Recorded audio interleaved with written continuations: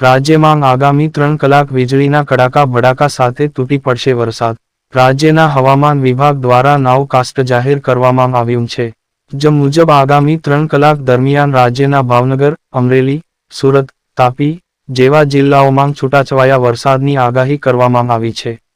વીજળીના કડાકા સાથે નવસારી, વલસાડ, નર્મદા, ગીર સોમનાથ, દીવ, દમણ, દાદરા અને નગર હવેલીમાં આગાહી છે. છેલ્લા કેટલાક દિવસોમાં ગુજરાતમાં વરસાદી માહોલ હોવા છતાં ઘણા જિલ્લાઓમાં વરસાદની ઘટ જોવા મળી રહી છે અને કેટલાય વિસ્તારોમાં વરસાદ જરૂર પ્રમાણે પડ્યો નથી. દક્ષિણ ગુજરાત અને સૌરાષ્ટ્રના અમુક વિસ્તારોમાં સારો વરસાદ થયો હતો. દક્ષિણ ગુજરાતના સુરત, વલસાડ, નવસારીમાં ભારે વરસાદ નોંધાયો હતો. જો કે રાજ્યના ઘણા વિસ્તારોમાં ખેડૂતો વાવણીલાયક વરસાદની રાહ જોઈ રહ્યા છે. ગુજરાતમાં 11 જુલાઈ સુધી સરેરાશ કરતાં 3% ઓછો વરસાદ થયો છે અને કેટલાક જિલ્લાઓમાં સરેરાશથી 45થી 50% જેટલો ઓછો વરસાદ થયો છે. ગુજરાતમાં સામાન્ય રીતે જુલાઈ અને ઓગસ્ટ મહિનામાં સૌથી વધારે વરસાદ પડે છે.